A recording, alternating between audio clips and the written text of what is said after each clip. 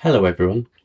So today I'm going to be guiding you through another brand new feature that we've introduced within our Phoretix 1D SDS-PAGE / immunoblot Western blot analysis software, and that is the ability to import quantification measurements for your bands from the molecular weight marker itself that you've used within your experiment. Now, previously, the way we used to do quantification calibration is by relying on the operator, the user, to have included known standards within their experiment, and we calibrated off of those. For some experiments, you might not want to lose a lane to standards, or you simply may not have standards to use, but it turns out that a lot of commercial manufacturers supply quantification measurements within their molecular weight marker information. So we've taken that information from commercial manufacturers and we've applied it to the software so that if you are using one of these ladders for which we know how to convert band intensity to quantification information, we can then automatically perform that quantification. So you can go back and look at old images where you may have not thought to include standards for quantification and now apply quantification to them, and moving forwards it would make your quantification much easier, much more automatic if you are using one of these ladders. So if you've seen any of my Phoretix 1D tutorial videos before, you'll recognize this image. This is one of our demo images that comes built into the software. So if you go to our website and get a free trial of Phoretix 1D, you'll be able to try it out on this image itself, or of course any of your own images from your own lab. I'm going to quickly come through and just grab some lanes here, do some background subtraction, and detect some bands. I'm not going to be too accurate or precious with this because I want to show off the feature. I'm not going to show you the nitty-gritty of getting into sensitivity of band detection, things like that. So to use this new feature, we come into our molecular weight mode as usual, and we need to select a ladder that has quantification information from the manufacturer. It varies from manufacturer whether they include or even have this information, but a lot of the Thermo Scientific / Invitrogen, if you're still using the old name, ladders do feature that information, and I know for a fact that this Gene Ruler 100 BP one does, so I'm going to use that one just for demo purposes. I drop the ladder onto my marker lane as usual, and we kind of get this lovely calibration curve for our molecular weight sizing information. Then I'm going to come through to our quantity calibration information, and if you're using one of these compatible ladders, you'll now see this button or import from ladder. Now you can go ahead and still use the old method of quantification if you are using standards and you're happy with that.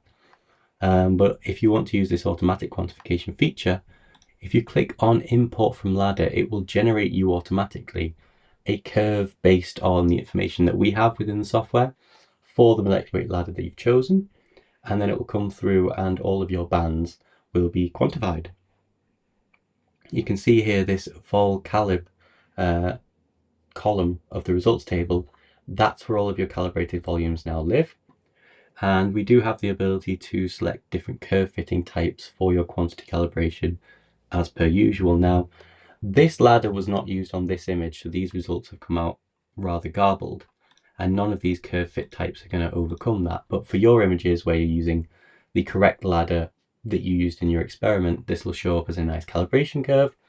You can change that, of course, and all of this will be shown on the PDF report that comes out the back. But you can see within 3 or 4 clicks, I've managed to get full calibration information for all of the quantities, for all of the bands that I had in my experiment. And having a 19-point standard curve is really great for accuracy. A lot of our customers use like 3 to 5 standards within the calibration curve for quantification. But here we've got automatically a really high resolution, high definition quantity calibration curve. And that's it, basically. It's as quick, easy, and automatic as that. So yeah, that's the feature. Hopefully it saves people a lot of time and allows them to unlock additional information about their samples within their experiments, maybe even apply it to historic experiments to get more information out of those, if quantity is something that people are looking for within their bands.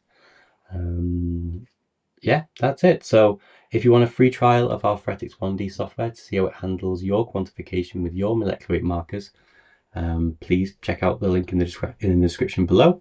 And if you can think of any more molecular weight ladders that you would like to add to the software, please let us know. We're all ears. We can just look them up and bring them into the software to make your life as easy as possible. So you just click and drop and you get your molecular weight sizing. And if there's quantity information available to us too, we'll grab that and we'll include it.